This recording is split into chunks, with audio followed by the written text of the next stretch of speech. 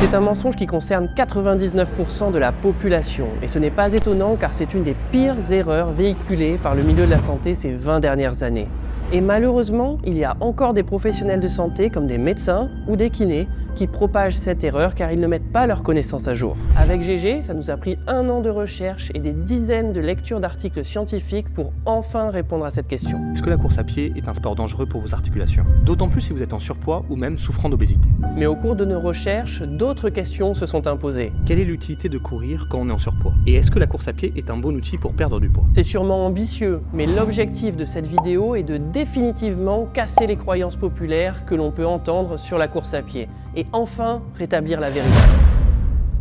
Le début de notre enquête commence sur Internet. On devait comprendre pourquoi ces fausses croyances persistent encore aujourd'hui. J'ai donc ouvert YouTube, j'ai tapé dans la barre de recherche « footing pour maigrir ». Dans les premiers résultats, je suis tombé sur une vidéo de Thibaut InShape. Parfait, le plus gros influenceur fitness de France. 1,1 million de vues sur cette vidéo, donc cela devrait très bien représenter ce que la plupart des gens pensent. Mais là où vous devez faire attention, c'est que si vous n'avez pas la bonne technique pour courir ou que vous êtes en surpoids, vous risquez de vous blesser et d'abîmer vos genoux et vos ligaments. Et encore en disant le mot abîmer, je suis gentil, car à chaque impact de votre corps énorme et sec sur le sol, en plus de risquer de déclencher un séisme tellement vous êtes puissant, vous allez traumatiser et démonter vos articulations. Et ça, c'est pas bon du tout. La principale motivation qui pousse les gens à commencer la course à pied est la perte de poids. Donc avant de regarder les effets de la course à pied sur nos articulations, il faut comprendre si la course à pied fait maigrir. Et là déjà, il y a débat. Car on entend un peu partout que le secret pour perdre du poids, c'est 80% l'alimentation et seulement 20% le sport. Et pour beaucoup, perdre du poids sans sport serait même tout à fait possible. Écoutons ce qu'en pense le docteur Jean-Michel Cohen, qui se définit comme un expert en nutrition, inventeur d'une méthode de régime permettant de perdre du poids durablement et sans frustration. La réalité, c'est que faire du sport ne fait pas maigrir. Ah bon ? Il va falloir qu'on reprenne un petit peu les bases. Votre poids varie suivant l'équilibre entre l'énergie entrante, ce que vous mangez, et l'énergie sortante, ce que vous dépensez. À partir de là, 3 cas de figure sont possibles. Si les calories entrantes sont égales aux calories sortantes, alors votre poids se maintient. Si les calories entrantes sont supérieures aux calories sortantes, alors vous prenez du poids. Si les calories entrantes sont inférieures aux calories sortantes, alors vous perdez du poids. Par exemple, sur une journée, vous avez une alimentation qui vous apporte 2000 calories. Vous dépensez 2500 calories. Vous avez donc un déficit de moins 500 calories, donc vous perdez du poids. C'est très simple et c'est la seule règle qui prime. Pour répondre au Dr Cohen, l'énergie que dépense le corps se décompose en 4 catégories. 1. Le taux métabolique de base, c'est l'énergie brûlée par votre corps au repos. En moyenne, ça correspond à 60 à 70% de vos dépenses énergétiques totales. Bien sûr, c'est un chiffre qui varie, notamment suivant le pourcentage de muscles que vous avez, car le muscle consomme de l'énergie même au repos quand il ne se contracte pas. Donc plus vous êtes musclé, plus vous consommez de l'énergie sans rien faire. Deuxième source de dépense en énergie, les NEAT, pour Non-Exercise Activity Thermogenesis. C'est l'énergie brûlée lors de l'activité physique spontanée. Vous marchez, vous montez les escaliers, vous agitez sur votre chaise, tout ça consomme de l'énergie. C'est environ 10 à 15% de vos dépenses énergétiques totales. Là, il existe d'énormes différences entre les individus. Certaines personnes ont un mode de vie très actif et d'autres très sédentaire. Troisième source de dépense en énergie, l'effet thermique des aliments. C'est l'énergie brûlée lors de la digestion des aliments. Les protéines sont les macronutriments qui demandent le plus d'énergie pour être digérés, environ 20% de leur rapport total en calories. Ce qui veut dire que dans votre journée, si vous mangez 500 calories de protéines, alors vous allez en dépenser 100 rien que pour les digérer. Et en dernier, bien sûr, quatrième source de dépense en énergie, la dépense liée à l'exercice. C'est environ 5 à 15% de vos dépenses énergétiques totales. Bien sûr, ce chiffre varie énormément d'un individu à l'autre. Entre un marathonien qui court 6 fois par semaine et une personne qui fait 1 heure de yoga par semaine, il existe une énorme différence. Mais surtout, c'est le seul type de dépense énergétique que vous pouvez décider de faire varier de manière importante. C'est un levier sur lequel vous pouvez et vous devez agir. Mais le sport vous permet également de limiter la perte de muscle lorsque vous décidez de perdre du poids. C'est très important, car le but est de perdre un maximum de graisse et un minimum de muscle. C'est ce qu'on appelle améliorer sa composition corporelle. D'autant plus qu'après 50 ans, c'est du muscle que vous aurez beaucoup de mal à récupérer. Et le muscle, c'est votre capital santé. Plus vous en avez, mieux c'est. Le muscle est le tissu au niveau du corps qui vous permet de rester libre, de faire ce que vous voulez quand vous voulez. En fait, ton muscle, c'est ta réserve santé. C'est-à-dire que s'il n'y a pas de muscle, il n'y a pas de vie.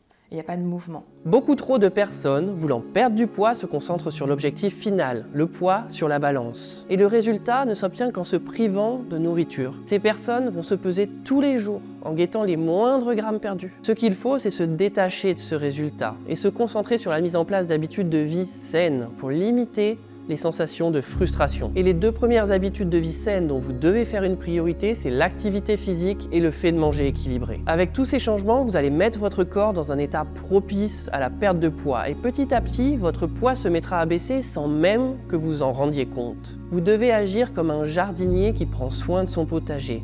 Vous allez tout mettre en place pour que vos plantes soient dans les meilleures conditions. Des belles graines, une bonne terre bien fertile, juste ce qu'il faut comme eau, ni trop peu.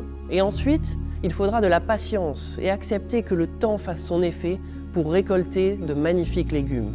Vous êtes le jardinier de votre vie. C'est à vous de décider de prendre soin de votre corps. Personne n'est mieux placé que vous pour le faire. Mais le sport vous permettra également de ne pas reprendre les kilos que vous aurez difficilement perdus. Vous en avez peut-être déjà fait la douloureuse expérience par le passé. Vous étiez fier de vous, vous aviez atteint vos objectifs, mais finalement, vous avez tout repris, et même un peu plus. C'est le fameux effet yo-yo. Ce qui prouve bien que le plus difficile, ce n'est pas de perdre du poids, mais d'éviter de tout reprendre une fois arrivé à votre poids de forme. Et les études scientifiques le prouvent. 90% des personnes qui réussissent à perdre du poids échouent ensuite à maintenir ce poids sur le long terme. Donc le sport est une nécessité si vous voulez perdre du poids et stabiliser vos gains sur le long terme. Alors la course à pied est-elle un sport efficace pour perdre du poids ?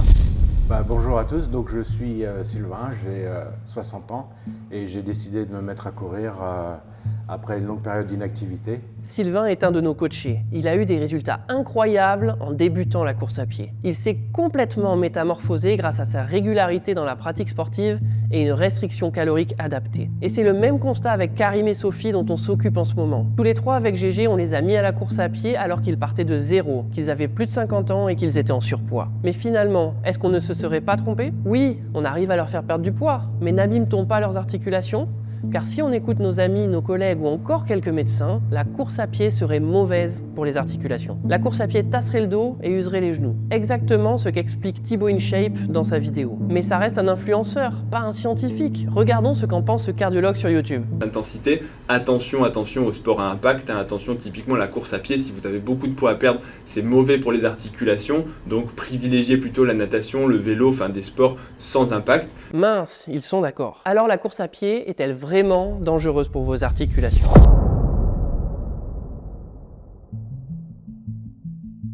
L'homme est particulièrement médiocre. Nous grimpons aux arbres moins bien que nos cousins les singes et nous courons beaucoup moins vite que presque tous les animaux. Imaginez la scène. On est le 16 août 2009, finale des championnats du monde du 100 mètres à Berlin. Usain Bolt s'apprête à rentrer un petit peu plus dans l'histoire en battant son propre record du monde. Courir le 100 mètres en 9 secondes 58, record encore invaincu aujourd'hui. À côté de lui, un petit écureuil. Je peux vous dire que ce ne serait pas Usain Bolt qui aurait eu la médaille d'or. Mais il y a un domaine où l'homme est capable de surpasser tous les autres animaux. La course d'endurance. Daniel Lieberman, un paléoanthropologue de l'université d'Harvard, développe la théorie selon laquelle la course d'endurance a eu un rôle fondamental dans notre évolution. La course d'endurance serait apparue il y a environ 2,5 millions d'années. Pour justifier cette hypothèse dans l'évolution de l'homme, les scientifiques s'appuient sur certaines adaptations anatomiques spécifiques présentes sur notre squelette. Nos tendons d'Achille sont longs et ils se finissent par des muscles courts. Ils ont donc un rôle d'amortisseur. Lorsque votre pied touche le sol, il accumule de l'énergie qu'il restitue ensuite lors de la propulsion, permettant une économie d'énergie de 50%. Les muscles des jambes et des cuisses se précontractent juste avant que le pied ne touche le sol. Cette préactivation permet à la jambe de ne pas s'affaisser sous l'effet du poids du corps pour ensuite restituer toute sa puissance. Cette précontraction n'a pas lieu lors de la marche. La longueur de nos jambes nous permet lorsque nous courons d'accélérer en allongeant notre foulée, nous permettant de réaliser facilement des foulées de 2 mètres ou plus. L'arche qui creuse notre pied nous permet d'amortir, d'emmagasiner et de restituer de l'énergie. Cette structure complexe nous permet d'économiser 17% d'énergie à chaque foulée. Toujours au niveau de nos pieds, nos orteils sont plus courts que chez les singes, rendant la course moins énergivore et moins difficile. Autre adaptation indispensable pour courir sur deux jambes, notre capacité à amortir les chocs. Pour mieux répartir les contraintes, nos surfaces articulaires, c'est-à-dire nos cartilages, sont larges et la corticale, c'est-à-dire la partie externe de nos os, est particulièrement épaisse et résistante. Il a également fallu que notre équilibre se perfectionne car durant la course, le corps en mouvement devient particulièrement instable. Lorsque l'homme court, il est légèrement penché en avant. Cette position permet d'équilibrer l'importante force développée par nos muscles fessiers lors de la propulsion. L'homme est le seul primate avec des fessiers aussi développés. Au niveau de la nuque, nous disposons d'un ligament absent chez les chimpanzés, le ligament nucal. Ce ligament nous permet de maintenir notre tête stable à chaque foulée. Toutes ces adaptations prouvent que le squelette de l'homme a été taillé sur mesure pour la course d'endurance et donc la course à pied. La course d'endurance est un effort qui se réalise en aérobie, c'est-à-dire qu'il repose sur l'utilisation de l'oxygène comme source d'énergie. Il faut donc que l'homme soit capable de fournir de l'oxygène d'une manière particulièrement efficace tout au long de l'effort. La grande majorité des animaux possèdent une fréquence respiratoire obligatoirement calquée sur la fréquence de leur pas. Ce n'est pas le cas de l'homme et ça nous permet de pouvoir varier les allures de course sans difficulté. Lorsque vous marchez, vous respirez par le nez, mais cette respiration a des désavantages. Elle nécessite de lutter contre la résistance créée par le trajet de l'air dans les fosses nasales. Quand vous passez de la marche à la course, vos besoins d'oxygène augmentent, donc la respiration devient buccale par la bouche. Car respirer par la bouche entraîne beaucoup moins de résistance, donc vous pouvez faire entrer beaucoup plus d'air dans vos poumons. Seuls les hommes et certains grands singes possèdent cette double respiration nasale et buccale. Au bout de plusieurs dizaines de kilomètres de course, une fatigue musculaire commence à apparaître. Cette fatigue aura donc tendance à limiter la capacité de l'homme à maintenir son effort. Sauf qu'une fois de plus, le corps humain possède une adaptation physiologique incroyable pour réduire cette fatigue. Elle concerne cette fois le cerveau, ce qui a l'énorme avantage d'avoir un retentissement sur tout l'organisme. Cette adaptation, c'est la sécrétion des endocannabinoïdes lors des efforts d'endurance. C'est cette sécrétion qui est responsable de la sensation de bien-être et d'euphorie ressentie par les coureurs après leur sortie. Mais elle a surtout l'incroyable avantage de réduire la fatigue musculaire pendant la course. Or, l'expérience a été faite et on sait que chez d'autres animaux, comme le furet, cette sécrétion d'endocannabinoïdes n'existe pas. Elle est propre à l'homme et certains grands singes. Toutes ces adaptations prouvent que nos ancêtres étaient parfaitement adaptés à la course d'endurance. Mais aussi surprenant que ça puisse paraître, nous possédons encore aujourd'hui le même ADN. Donc s'ils étaient parfaitement adaptés à la course à pied, alors nous le sommes encore aujourd'hui, même si notre environnement a bien changé. Et si tout ça prouve bien que nous sommes faits pour courir, ça n'empêche pas le fait que la course est peut-être mauvaise pour nos articulations. Car certes, on n'a pas retrouvé d'arthrose au niveau des plus vieux squelettes découverts, mais peut-être simplement parce qu'à cette époque-là, ils mouraient trop jeunes. L'espérance de vie à la préhistoire était très faible en raison de la nature brutale et difficile de l'existence. Les gens étaient exposés à de nombreux dangers tels que les maladies, les accidents, les batailles tribales, la famine et les prédateurs. En conséquence, il est estimé que l'espérance de vie à la naissance était d'environ 30 ans. Or, à 30 ans, il est assez rare de retrouver de l'arthrose, même aujourd'hui. Donc, peut-être que si nos ancêtres avaient vécu plus vieux, on aurait retrouvé beaucoup d'arthrose au niveau de leurs articulations à cause de l'importance de la course à pied dans leur mode de vie. L'évolution nous a-t-elle donné un extraordinaire pouvoir, mais qui détruit notre squelette si on l'utilise ?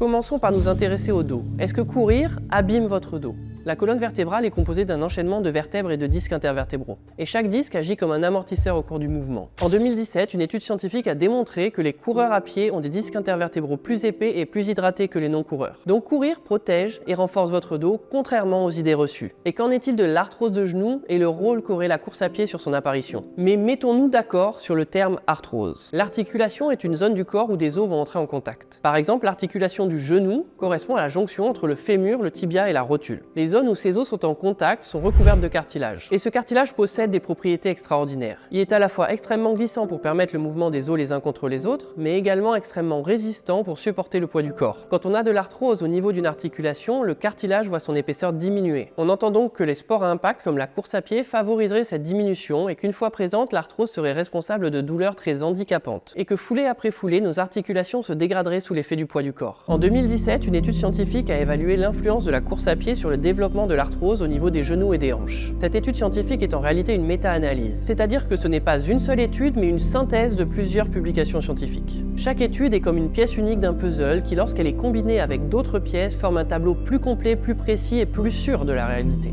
Les conclusions d'une méta-analyse sont donc jugées particulièrement fiables. Cette méta-analyse regroupe 114 829 participants. Donc si ce qu'on entend habituellement est vrai, et que la course à pied use les genoux, alors cette étude scientifique devrait indiquer que les personnes sédentaires qui ne sollicitent pas trop leurs articulations serait donc celle avec le moins d'arthrose. Viendraient ensuite les personnes faisant un peu de course à pied et pour finir, ce seraient les personnes faisant beaucoup de course à pied qui auraient beaucoup d'arthrose. Mais ce n'est pas ce qu'on retrouve. Voilà les résultats de l'étude. Les coureurs récréatifs, donc les personnes qui courent pour leur plaisir, sont de loin ceux qui présentent le moins d'arthrose de genoux et de hanches. Arrivent ensuite les personnes sédentaires et pour finir les personnes faisant beaucoup de course à pied à un niveau professionnel. Mais ce qui est très intéressant à noter, c'est que les athlètes professionnels ont à peine un peu plus d'arthrose que les sédentaires. La conclusion des scientifiques dans cette étude est que la course à pied protège les articulations quand elle est pratiquée régulièrement en dehors d'un cadre professionnel. Vous usez davantage vos genoux en restant assis qu'en allant courir. Maintenant, il y a une question qu'il est légitime de se poser. À quel moment le volume de course devient trop important et fait basculer du stade de coureur récréatif qui a des effets positifs sur ses articulations au groupe de coureurs professionnels qui lui a des effets négatifs sur ses articulations? La réponse pour le moment est impossible à donner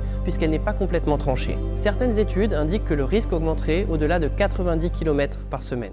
Donc a priori, même si vous courez 2 marathons par semaine, vous ne risquez rien. Il faut donc voir la course à pied comme protectrice pour vos articulations. Comme pour beaucoup de choses au niveau du corps, on se retrouve avec une courbe en U. Ne pas courir est néfaste pour vos articulations, tout comme courir plus de 90 km par semaine. Mais entre ces deux pratiques, on retrouve à coup sûr ce que vous pouvez faire de mieux pour avoir des articulations solides et en bonne santé. Paracel disait « Tout est poison, rien n'est poison, c'est la dose qui fait le poison ». C'est exactement le cas avec la course à pied. Mais jusqu'à maintenant, on a seulement parlé de ce qu'on pouvait voir à la radio, c'est-à-dire l'arthrose. Mais à aucun moment on a parlé de douleur, ce qui est pourtant le plus important, car arthrose et douleur ne sont pas forcément liés.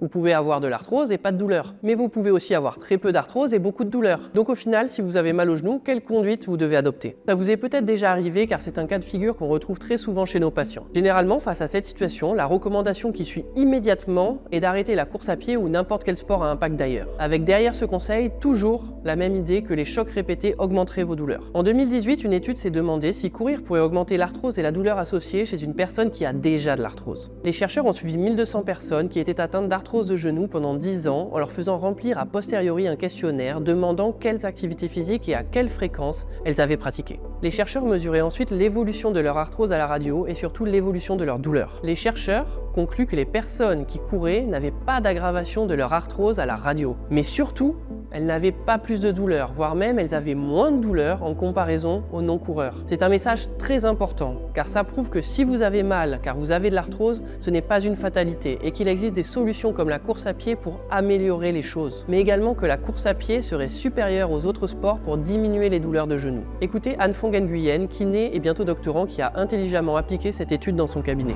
On sélectionne des patients qui souffrent d'arthrose du membre inférieur, donc arthrose lombaire, de hanche, du genou. Cette arthrose d'ailleurs, elle impacte leur quotidien. Et on leur dit, en fait, votre médicament, c'est la course à pied. Notre programme, c'est un programme de 8 semaines. On part de, ils n'ont jamais couru, ces patients-là. Moyenne d'âge 60 ans, ceux qui ont été sélectionnés. Et pendant 8 semaines, ils vont faire un programme de course à pied qui va les amener à terme à faire 30 minutes de course à pied. Les gens qui se sont inscrits et qui ont respecté le programme, effectivement, ils ont été jusqu'au bout et ils ont objectivement pu courir 30 minutes de course à pied d'affilée, à des allures qui sont très respectables pour des gens qui n'ont jamais couru et qui ont 60 ans d'âge moyen. Et qui avaient de l'arthrose objectivée. Et qui avaient de l'arthrose de stade 3 ou stade 4 objectivée soit à la hanche, soit au genou. Et ce qui est intéressant quand on regarde la progression de leurs symptômes avec les questionnaires et puis toutes les questions qu'on avait. Après un mois, ce qui est intéressant, c'est de voir qu'en moyenne, en fait, ça ne change pas. Quand on regarde en détail, certains s'améliorent après un mois, puis certains se détériorent. C'est tout à fait normal. Mais en moyenne, ça ne change pas. Ça veut dire qu'ils gardent le même niveau. Donc globalement, ça veut dire que j'ai pas plus mal, j'ai pas moins mal. Par contre, je fais beaucoup plus de choses, vu que je m'entraîne 3 fois par semaine depuis un mois. Mais ça n'a pas augmenté en moyenne les douleurs. Par contre, ce qui est très intéressant, c'est qu'à la fin du programme, après 8 semaines d'entraînement, en moyenne, par contre, tous les niveaux ont été augmentés, améliorés. Donc j'ai moins mal, j'ai une meilleure qualité de vie, j'ai moins d'influence négative dans mes activités quotidiennes après 2 mois de pratique de la course à pied. Qu'est-ce que ça représente 2 mois pour des personnes de plus de 60 ans qui ont mal depuis des années? Donc ce qui est sûr, c'est que la course à pied est un excellent médicament pour soulager les symptômes liés à l'arthrose. Mais du coup, il y a une question que vous devez être en train de vous poser. Si la course à pied protège de l'arthrose, alors qu'est-ce qui influence l'apparition de l'arthrose? En premier, la prédisposition génétique. Si vos parents ont de l'arthrose, alors il se peut que vous en ayez un jour. Un traumatisme important au niveau d'une articulation tel qu'un accident de voiture augmente vos risques d'avoir de l'arthrose. Diverses maladies ou infections sont également des facteurs de risque de l'arthrose. Enfin, il faut bien reconnaître, beaucoup de facteurs prédisposant l'arthrose sont inconnus. Toutes les études que l'on vient de détailler prouvent donc que la mauvaise réputation de la course à pied vis-à-vis de la santé des articulations est erronée. Il n'y a même plus de débat à avoir, sans même parler du fait qu'une pratique de la course à pied diminue de 27% la mortalité toutes causes confondues. Alors je vais être direct. Conseiller à une personne de ne pas courir ou même d'arrêter de courir, quelle que soit la raison, c'est criminel. Alors pourquoi est-ce qu'on s'est autant trompé ? Pourquoi est-ce qu'on a autant pensé que la course à pied était mauvaise pour les articulations? Car on avait une vision du corps humain qui n'était pas la bonne. Je suis sûr que vous avez déjà entendu cette phrase. Le corps est une incroyable machine. Je ne veux plus l'entendre, car si le corps est bien incroyable, il est tout sauf une machine. Prenez une machine, votre voiture par exemple. Plus vous allez l'utiliser et plus les pièces de son moteur vont s'user. Ce qui fait qu'au bout d'un certain nombre de kilomètres, la voiture fonctionnera moins bien, elle ira moins vite et les premières pannes vont apparaître. Alors que votre corps, si vous le sollicitez régulièrement, il va se renforcer face à ces contraintes. La zone sollicitée va progressivement s'adapter en gagnant en force et en endurance, mais aussi en augmentant la puissance de vos tendons, l'épaisseur de vos ligaments, la solidité de vos os et la résistance de vos cartilages. Le corps humain s'adapte, je pense que vous le dites déjà plein dans toutes vos vidéos, etc. Mais l'os, l'articulation, le cartilage également. Donc culturellement, on accepte le fait qu'un muscle peut grossir si je viens le stresser. Donc on accepte culturellement en France de se dire, si je vais à la salle et que je soulève de la fonte et que je me fais des courbatures musculaires, c'est pour avoir un muscle plus gros, plus fort, plus endurant. Et par contre, on accepte plus difficilement le fait que dire que en fait, si je viens travailler, stresser un cartilage, il va devenir plus épais. Si je viens travailler, stresser un disque, il va devenir plus épais. Un disque intervertébral. Un disque intervertébral, il va devenir plus épais. Mais en fait, c'est tout à fait vrai. Si je fais de la course à pied et que je viens stresser ces structures-là, ils vont devenir plus fortes. L'os va devenir plus dense, le cartilage va devenir plus épais, les structures vont devenir plus solides. Le plus incroyable, c'est que cette adaptation à l'exercice physique a lieu à tout âge, 30 ans, 50 ans, 70 ans. Et elle est encore présente à 90 ans, même si c'est vrai qu'elle diminue avec le temps. Le corps humain est tout sauf une incroyable machine qui s'use avec le temps. Le corps humain est vivant. Et c'est bien plus incroyable car ça lui permet de s'adapter et d'évoluer. Mais une absence de sollicitation provoquera aussi des adaptations dans l'autre sens cette fois-ci. Mettez un plâtre sur votre jambe pendant un mois, le volume musculaire de votre cuisse va fondre et votre genou va s'enraidir. Choisissez bien quelle évolution vous voulez au niveau de votre corps. Une évolution positive grâce à la course à pied ou une évolution négative à cause de la sédentarité. Mais à aucun moment dans tout ce que je viens de vous dire, je n'ai parlé de personnes en surpoids ou même souffrant d'obésité. Donc peut-être que la course à pied est bonne pour les articulations seulement quand on n'est pas en surpoids? Ça semblerait logique d'ailleurs, car plus on pèse lourd, plus les chocs au niveau des articulations sont violents. Alors au final, est-ce que les bienfaits de la course à pied sont généralisables quel que soit le poids que vous pesez?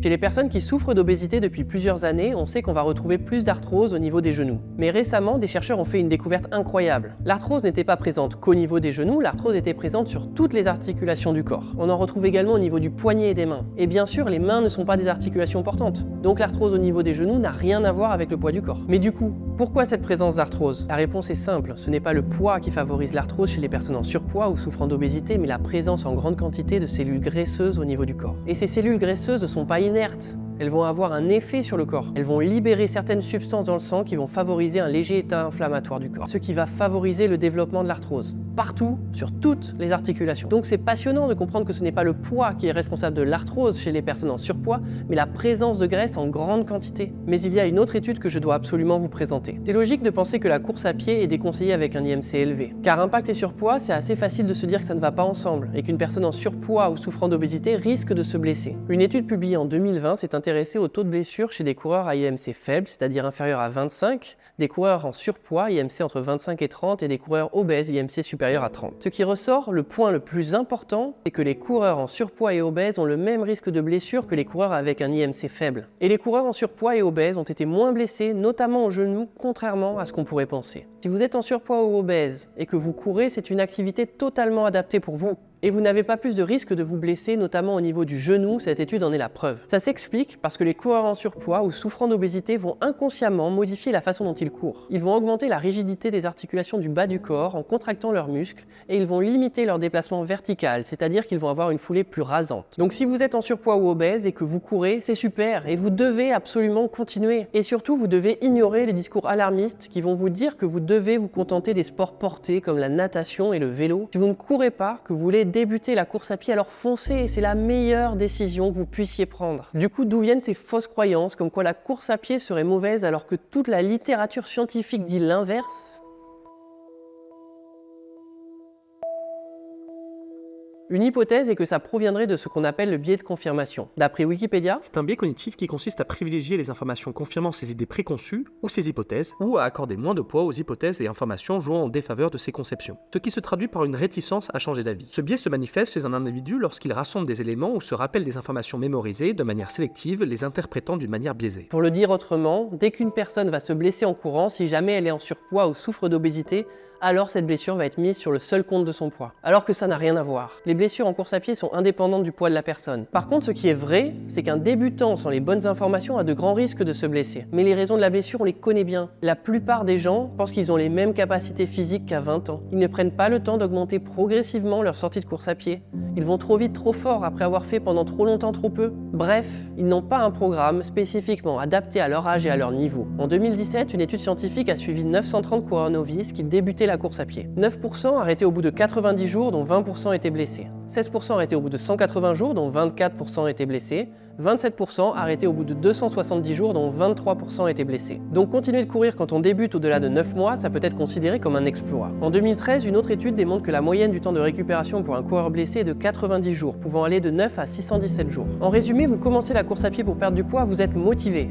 En moins de 6 semaines, vous vous blessez et vous risquez de mettre plus de 20 mois à récupérer. Malheureusement, ça sera sûrement votre dernière tentative de course, car jamais vous ne retenterez l'aventure. Vous allez penser que la course à pied n'est pas faite pour vous, que c'est traumatisant. Mais ce n'est pas le cas, vous n'avez simplement pas pris le temps de vous renseigner correctement. C'est pour cette raison qu'avec GG, on a créé un guide gratuit pour les personnes qui souhaitent débuter la course à pied après 50 ans, que vous soyez un débutant complet ou que vous souhaitiez vous y remettre après des années sans pratiquer. On a repris l'histoire de 7 de nos patients de plus de 50 ans qui sont venus nous voir pour que vous puissiez apprendre de leur parcours. Cette histoire est surtout 7 erreurs facilement évitables que vous risquez de reproduire de votre côté. La course à pied est formidable pour le corps et pas du tout contre-indiquée si vous êtes en surpoids. C'est même l'inverse. La course à pied est un super médicament contre le surpoids. Et en plus, ça renforce vos articulations et limite l'apparition de l'arthrose. Sans compter que vous allez pratiquer un sport qui va vous permettre de reprendre confiance en vous. 2 km de course, puis 5, puis 10. Petit à petit, vous allez atteindre des objectifs que vous ne pensiez même plus être capable de réaliser un jour. Et grâce à ça, vous allez petit à petit vous réapproprier votre corps. Alors n'attendez pas. Si vous souhaitez devenir un coureur ou une coureuse, cliquez juste ici pour vous inscrire. Vous recevrez immédiatement les différents conseils directement dans votre boîte mail. À très vite!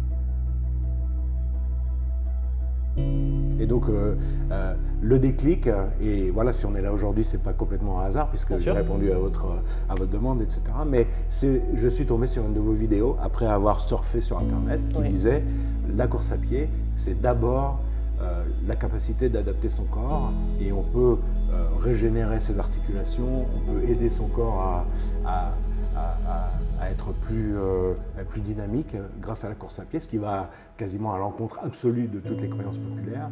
Et donc j'en ai parlé à mon kiné qui m'a dit que non seulement elle supportait, mais elle trouvait que c'était une excellente idée. Voilà. Donc on peut courir à 60 ans, se mettre à la course en stressant son corps de manière raisonnée pour pouvoir se faire plaisir, progresser et ne pas se blesser.